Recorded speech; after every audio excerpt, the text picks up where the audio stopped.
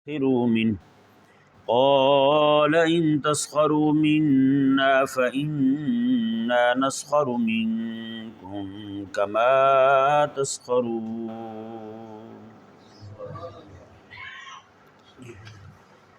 آج پھر اسی آیہ مبارکہ کے متعلق ایک اور پہلو سے گفتگو کی جائے گی۔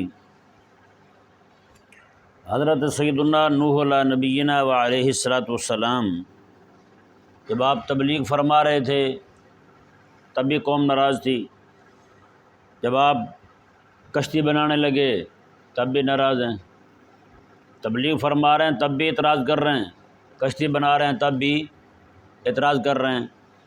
آخر کون سی ایسی شے تھی کہ جس چیز کی وجہ سے انہیں یہ تکلیف ہوئی؟ ہاں جی، نہ ان کی تبلیغ پسند ہے، نہ ان کا کام کرنا پسند ہے۔ ہاں جی، غور کرنا پڑے گا نا۔ تبلیغ کر رہے ہیں تو ان کو تنگی ہو رہی ہے، ہمیں بار بار کہتے رہتے ہیں۔ وہ چھوڑ دیا ہے تبلیغ کرنا، اب لکڑی کا کام کر رہے ہیں، اپنی کشتی بنا رہے ہیں، تب بھی آ کے وہ مذاق اڑا رہے ہیں۔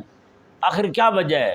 کون سی ایسی شے تھی جو ان کو پہلے بھی تکلیف دے رہی تھی، اب بھی تکلیف دے رہی ہے؟ ہونا تو یہ چاہیے تھا کہ انہوں نے کہنا ترک کر دیا، کہنا چھوڑ دیا تھا۔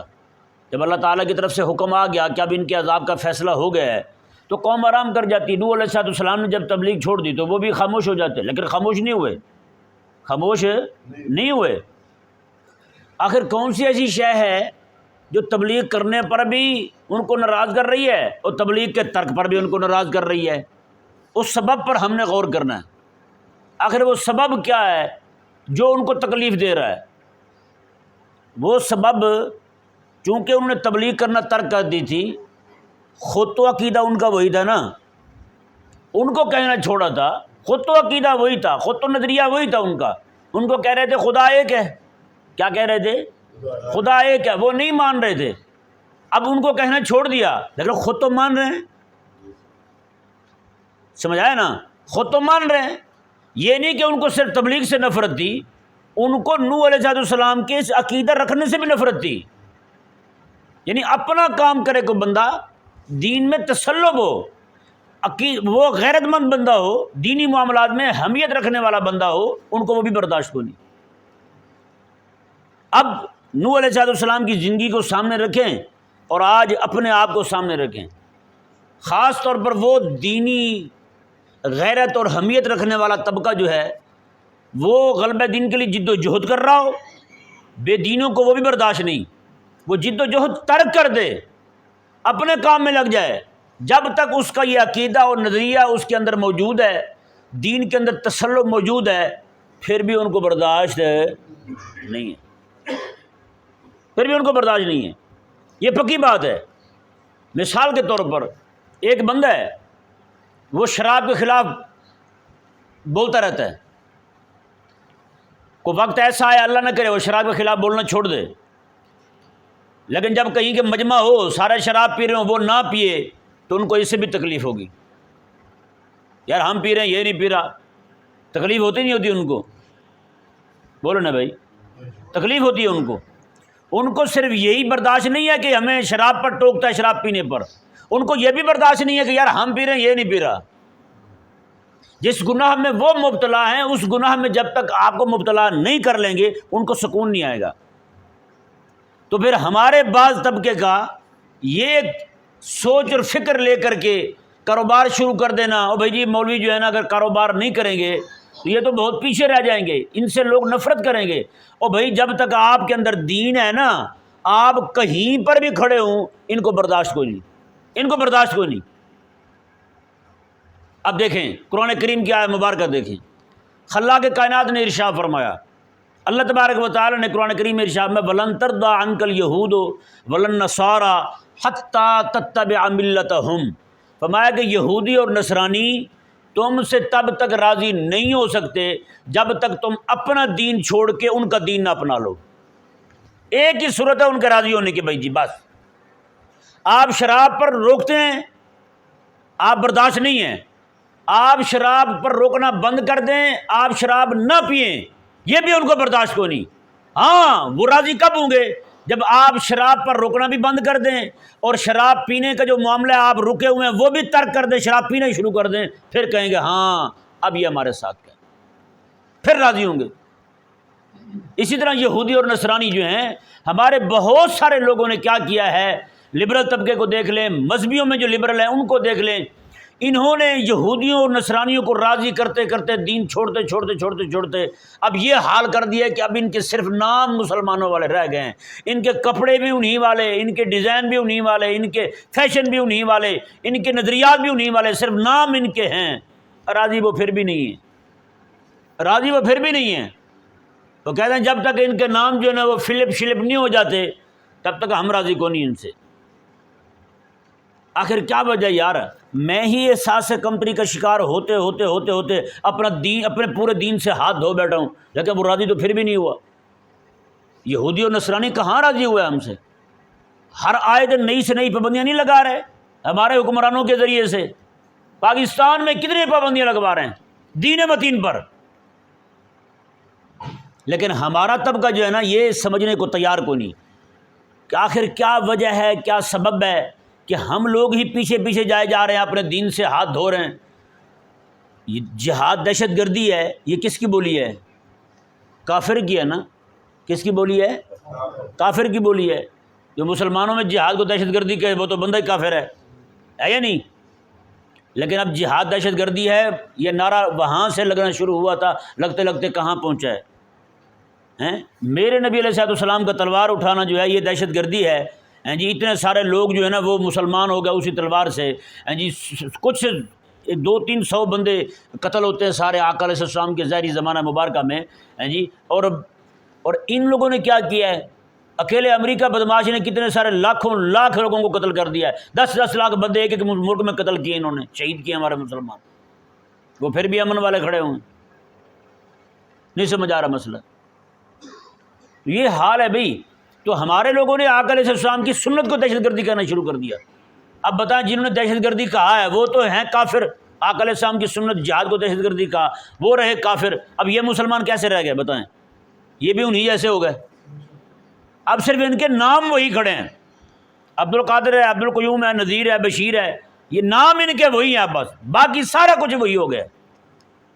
جن کو آقا علیہ السلام کی سنت جہاد جو ہے اس سے نفرت ہو، مسلمان تلوار اٹھائے اس سے نفرت ہو، وہ بم اٹھا کے مار دے وہ امن والا ہے، اس سے کوئی مسئلہ نہیں۔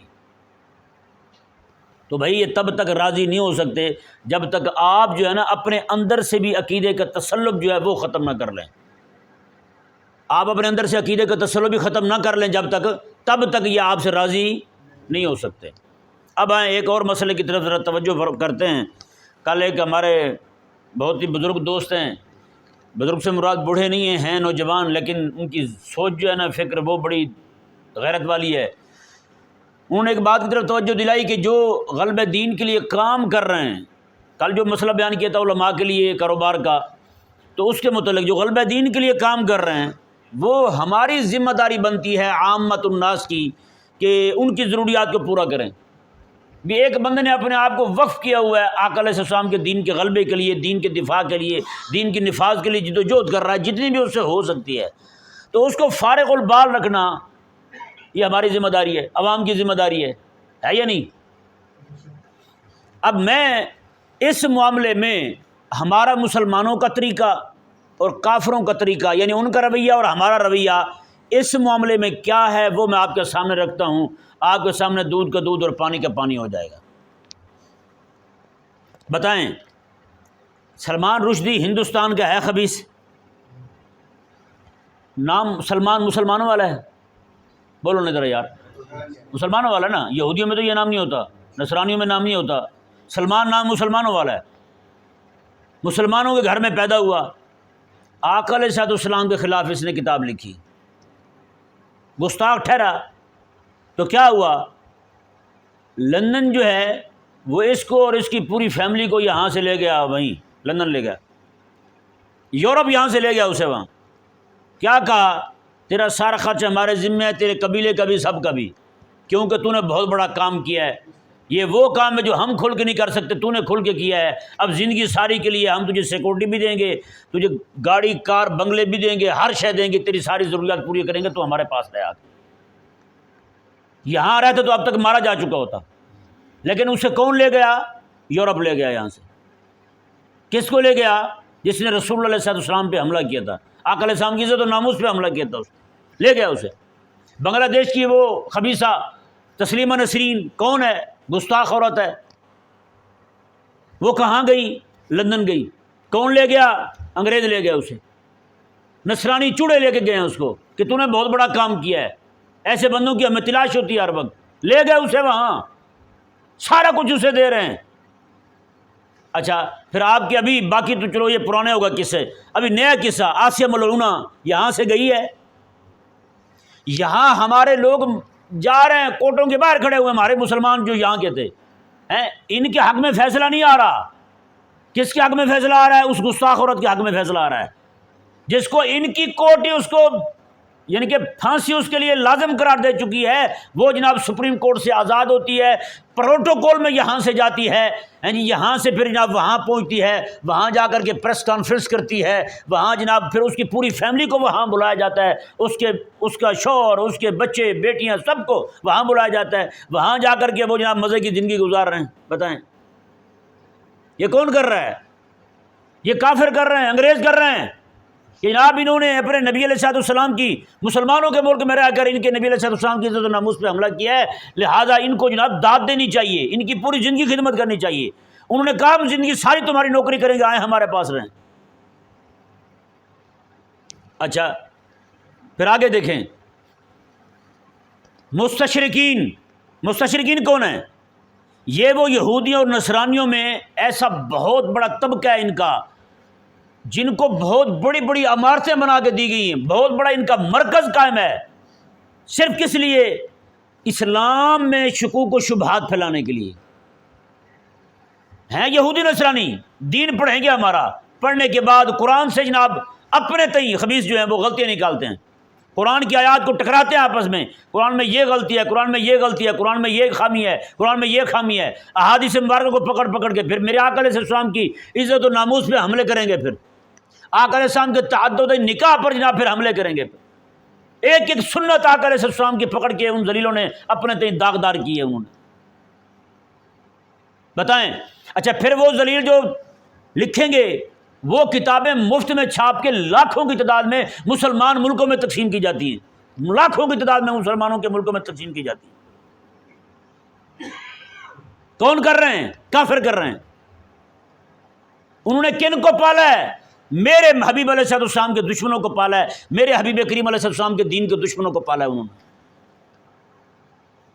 بتائیں پھر آگے دیکھیں، یہ تو مسلمانوں میں تشکیک پیدا کرنے کے لیے، صرف وہم پیدا کرنے کے لیے دین متین کے متعلق، ان کو جناب دین متین جو ہے اس میں شکوک و شبہات پیدا کرنے کے لیے، دین سے بدظن کرنے کے لیے، میرے آقا علیہ السلام سے بدگمان کرنے کے لیے انہوں نے یہ سارے مستشرقین بٹھائے ہوئے ہیں۔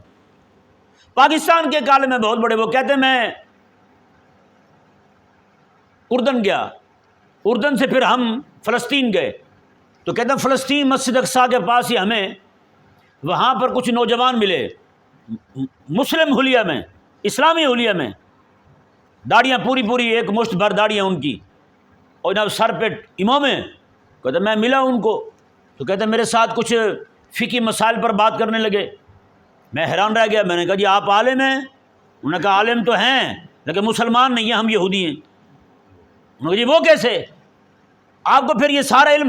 انہوں نے کہا ہماری حکومت ہمیں بھیجتی ہے یہاں سے، ہم الازہر یونیورسٹی جاتے ہیں، وہاں سے تعلیم پا کے اپنے نام مسلمانوں والے رکھ کے آتے ہیں، پھر مسلمان ملکوں میں جا کر کے ہم امامت خطابت کرتے ہیں، وہاں جا کر کے ہم رہتے ہیں، مسجدیں ان کی ہوتی ہیں، تنخواہیں ہمیں حکومت دیتی ہے، ہم مسلمانوں کو جا کر کہتے ہیں ہم تنخواہیں نہیں لیں گے، وہاں جا کر کے ہمارا کام یہی ہے مسلمانوں کے دلوں میں دین کے متعلق شکوک و شبہات پیدا کرنا۔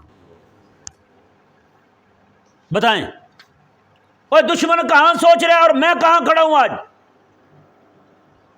دشمن نے کیا کیا میرے اسلام کے خلاف، میرے دین کے خلاف، قرآن کے خلاف، حدیث کے خلاف جال بن دیے ہیں۔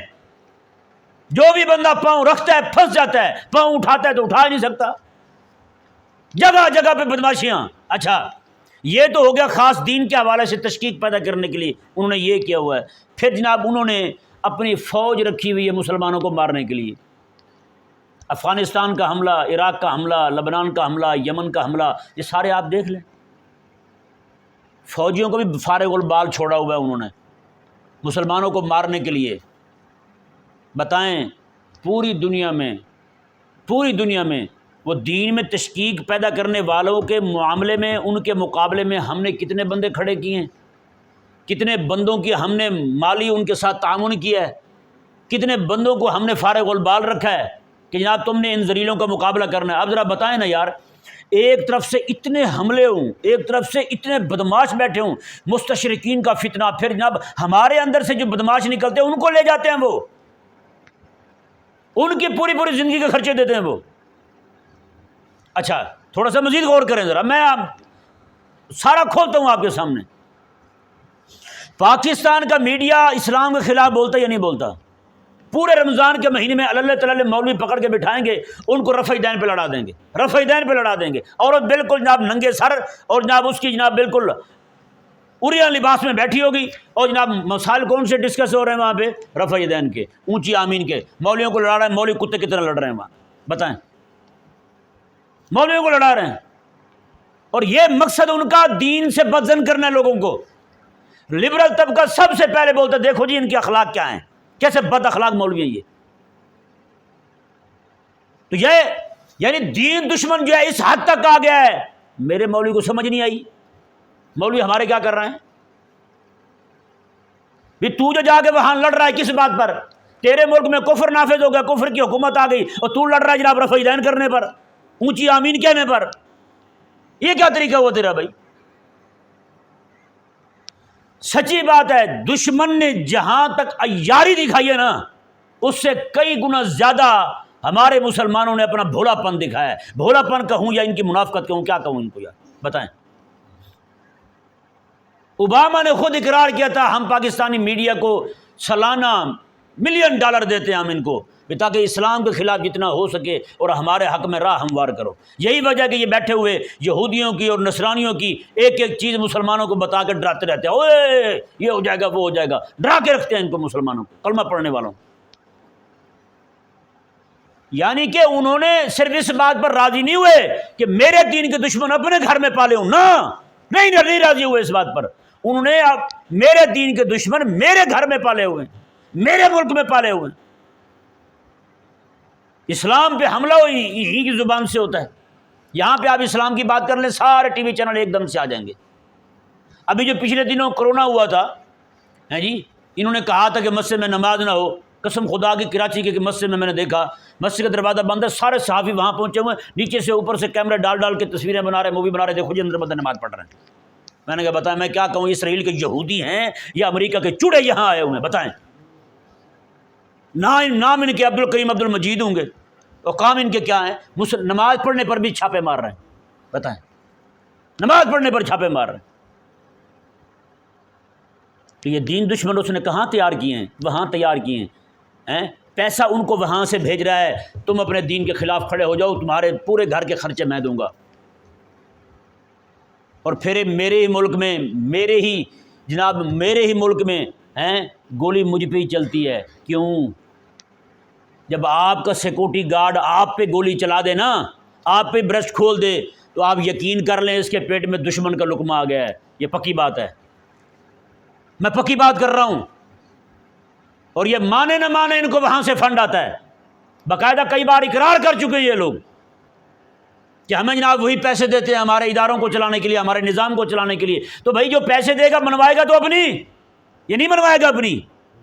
باپ جب اپنے بچوں میں خرچ کرتا ہے وہ کہتے ہیں میری مانو، تو انہوں نے جس کو باپ بنایا ہے وہ خرچ دے رہا ہے ان کو، کام تو لے گا ان سے۔ پھر ہمارے سکولوں میں، کالجوں میں، یونیورسٹیوں میں وہاں سے فنڈ آتا ہے۔ یہی وجہ ہے یونیورسٹی مسلمان کی، کلمہ پڑھنے والے کی ہو، وہاں پہ درس دیا جائے کہ حضور کی حدیثیں ساری ہیں ہی جھوٹی۔ تو بتائیں میں کیا کہوں کہ ان کی دوزخ میں دشمن کا لقمہ پہنچ چکا یا نہیں پہنچا؟ بتائیں۔ یا دشمن نے کہاں تک کھیلا ہے، قسم خدا کی گلی گلی میں اس کے وکیل پیدا ہو چکے ہیں۔ یہاں آپ انگریز کے خلاف بات کریں، 1800 بندہ باہر آپ کے خلاف بولنے لگ جائے گا، آپ کو پاگل کہے گا، آپ کو احمق کہے گا۔ تو میں کیا کہوں کہ انہوں نے اپنے وکیل تیار کیے یا نہ؟ یہ نہیں کی یہاں پر۔ اوے انہوں نے تمہارے ملک میں تمہارے گھر میں اپنے وکیل تیار کیے ہیں، اور تم نے اپنے نبی کے دین کا وکیل کون سا تیار کیا یار؟ بتائیں، کوئی ایک بندہ ہی بتا دیں جس کو آپ نے فارغ البال رکھا ہوا ہو۔ کتنا خرچہ آ جائے گا یار ایک عالم کا، جس کے گھر میں قبیلہ ہو، لوگ ہوں ہیں؟ آپ اپنے گھر کے مطبخ کا خرچہ لگائیں، کچن کا خرچہ لگائیں، اور ان کا بھی دیکھ لیں۔ تو کیا کیا یار ہم نے دین کے دفاع کے لیے؟ انہوں نے کیا کیا بھائی؟ انہوں نے مستشرق بٹھایا، انہوں نے گستاخوں کی جناب عیالداری کو سنبھالا، ان کے سارے نظام کو سنبھالا، مستشرق بٹھایا، پھر مولوی بنایا، اپنے مذہب کے لوگوں کو مولوی بنایا، مولوی بنا کے مسلمانوں کے خلاف چھوڑ دیا، ہاں جی۔ پھر میرے ملک میں اپنے وکیل پیدا کر دیے، میڈیا ان کا وکیل، سارے ان کے وکیل، ان کے قانون کو چلانے والے، ان کے قانون کو بچانے والے، ان کے قانون کا دفاع کرنے والے، سارے کے سارے انہی کے ہیں۔ تو پھر میں نے کیا کیا بھائی؟ میں نے قوال بھانڈ میراثی پالے ہیں۔ کیا کہوں گا میں رب تبارک و تعالیٰ کو جا کر کے؟ ہیں جی بتائیں نا، قوال میراثی آئیں، توڑے پیسوں کے بھر کے لے جائیں، بوریاں پیسوں کے بھر کے لے جائیں، اور جو فیس ان کی طے ہو وہ الگ ہو۔ نعت خان آئیں، کروڑوں روپیہ لے جائیں، اربوں روپیہ زندگی میں جمع کر لیں۔ ایک نعت خان تھا ہمارے علاقے کا، ایک مولوی صاحب بیٹھے، وہ بھی احساس کمتری کا شکار اور مرعوب جناب زمین کے 4 ٹپوں سے۔ وہ کہنے لگے جی اللہ تعالیٰ نے بہت دیا ہے فلاں عاشق رسول نعت خان کو۔ کہتا جی اس وقت تک اس نے 20 مربع زمین بنا لی ہے، 20 مربع زمین بنا لی ہے اس نے۔ یہ ویسے ڈوب مرنے کا مقام نہیں ہے میرے لیے، خاص طور پہ میری جماعت کے لیے، قسم خدا کی کہہ رہا ہوں، میری جماعت کے لیے ڈوب مرنے کا مقام ہے۔ یہاں ملتان میں 2 خطیب تھے، میں نام نہیں لیتا، ایک فکر کا تھا، ایک ہماری جماعت کا تھا۔ دونوں ملے، انہوں نے کہا ہاں جی بتائیں آپ نے اب تک کیا بنایا، آپ بھی بڑے خطیب ہیں۔ انہوں نے کہا آپ بھی بڑے خطیب ہیں، آپ بتائیں۔ ہمارے والا کہنے لگا میں نے 4 کوٹھیاں بنائی ہیں مختلف شہروں میں۔ اس نے آگے سے بتایا میں نے 4-5 مدرسے بنائے ہیں۔ آپ فکر دیکھ لیں، آپ سوچ دیکھ لیں۔ انہوں نے میرے دین کے خلاف حملہ کرنے والے پیدا کیے، کافروں نے، یہودیوں نے، نصرانیوں نے، اور میں نے دین کا دفاع کرنے والے کا بھی خرچ نہیں اٹھایا۔ تو بتائیں میرے سے بڑھ کر بندہ جو ہے وہ جاہل کون ہے؟ یہ نہ کہے کہ میں نے جہل کہہ دی، یہ قرآن کریم کی اصطلاح ہے۔ قرآن کریم نے ایسے لوگوں کو نام دیا ہے، ما یحسبهم الجاہل اغنیاء من التعفف، فرمایا کہ وہ لوگ مانگتے نہیں ہیں اپنی ذات کے لیے۔ میں نے نہیں دیکھا کوئی عالم ہو کسی سے سوال کر رہا ہو، اپنے مدرسے کے لیے کہہ دے وہ ایک الگ بات ہے جی، باقی دینی کاموں کے لیے کہہ دے وہ ایک الگ بات ہے، اپنی ذات کے لیے مانگنے والا عالم میں نے نہیں دیکھا۔ ایسے مولوی ٹوٹے بھجے ہوئے پھرتے ہیں، وہ مانگ لیں تو الگ بات ہے، لیکن کوئی عالم ہو، علم کا نور اللہ نے اس کے دل میں ڈالا ہو، کبھی بھی اپنی ذات کے لیے کسی سے بھی کچھ نہیں مانگے گا، یہ پکی بات ہے۔ اللہ تعالیٰ نے قرآن کریم میں کیا ارشاد فرمایا؟ یحسبهم الجاہل اغنیاء من التعفف، جاہل یہ سمجھتا ہے کہ یہ جناب اس کے پاس تو بہت مال ہے۔ یحسبهم الجاہل اغنیاء، جاہل اس کو غنی سمجھتا ہے، مالدار سمجھتا ہے، حالانکہ کیا وجہ کیا ہے؟ فرمایا تعفف، وہ مانگتا نہیں کسی سے، وہ مانگتے نہیں۔ لا یسألون الناس الحافا، الحاف میں کہ کوئی بندہ آئے تو اس کو دیکھ کے چپڑ نہیں جاتے، یار میرے گھر میں خرچ نہیں چل رہا، کچھ نہ کچھ تو دے کے جاؤ، کسی کو نہیں کہتے۔ لا یسألون الناس الحافا، میں وہ کسی سے چپکتے نہیں ہیں، کسی سے مانگتے نہیں ہیں، اس طرح کر کے سوال نہیں کرتے۔ یہ کون لوگ تھے؟ یہ وہی لوگ تھے جو میرے آقا علیہ السلام کے مدرسے میں بیٹھ کے دین پڑھنے والے تھے۔ ان کی یہ شان ہے، یہ اللہ تبارک و تعالیٰ نے ان کو یہ شان عطا فرمائی ہے، کسی کے دروازے پہ بھیک مانگنے کے لیے نہیں جائیں گے، اپنی ذات کے لیے کبھی بھی نہیں مانگیں گے۔ ہاں دین کے لیے ضرورت پڑ گئی تو وہ کسی کو، وہ بھی صرف مشورتاً صرف بتا دی یار یہ ضرورت ہے اسلام کو، دین کو، قرآن کو، طلبہ کو ضرورت ہے اس بات کی، صرف اتنا بتانے میں۔ یہ تو ہمارے دوستوں نے دیکھا ہے، اور بار بار جو ہے یہ اپنی ذات کے لیے مانگنا، یہ ہم نے کسی عالم کو نہیں دیکھا۔ تو بتائیں اللہ تبارک و تعالیٰ فرما رہا ہے یحسبهم الجاہل اغنیاء من التعفف، میں جاہل یہ سمجھتا ہے ان کے تعفف کی وجہ سے، ان کے نہ مانگنے کی وجہ سے جاہل سمجھتا ہے یہ تو اغنیاء ہیں، یہ تو غنی ہے، مالدار ہے۔ فرمایا کہ ان کو کیا پتا کیا معاملات ہیں ان کے بیچاروں کے، کیسے وہ اپنا گھر چلا رہے ہیں۔ تو بتائیں یار آج نعت خان جو ہیں وہ کتنے پیسے لے کے جاتے ہیں؟ ہمارے نعت خان میں سچی بات ہے، ایک دور تھا، ایک دوست نے مجھے بتایا ایک نعت خان لاہور میں آیا کراچی سے، اس نے جو اکیلی قمیض پہنی ہوئی تھی وہ 17,000 روپے کی تھی، ایسا کام ہوا تھا اس پر، 17,000 کی قمیض پہن کے آیا تھا۔ اور ایک طرف ہمارے جو علماء طبقہ ہے ان کا آپ حال دیکھ لیں، ان کے ساتھ ہم نے کیا کیا ہے۔ تو بھائی اسی آیہ مبارکہ کو دیکھیں، یہ آیہ مبارکہ کیا بتا رہی ہے ہمیں، کیا سبق دے رہی ہے ہمیں۔ کل کی جو گفتگو تھی ہماری، اسی گفتگو کے متعلق ایک اہم نقطہ جو ہے وہ آپ کے سامنے رکھا کہ عالم دین جو ہے وہ اپنا وقت بچا کے ایسا کام کرے جس کے ساتھ اس کے دینی کاموں میں حرج نہ ہو، بس اس کے دینی کاموں میں حرج نہ ہو، کام کرے، بے شک کام کرے، ٹھیک ہے نا، لیکن وہ کام کرے ہماری عوام پر بھی تو لازم ہے نا اس کی ضروریات کا خیال کرنا۔ تبارک و تعالی ہم سب کو جو بھی غلبہ دین کے لیے کام کرنے والے ہیں ان کی پشت پناہی کرنے کی توفیق عطا فرمائے۔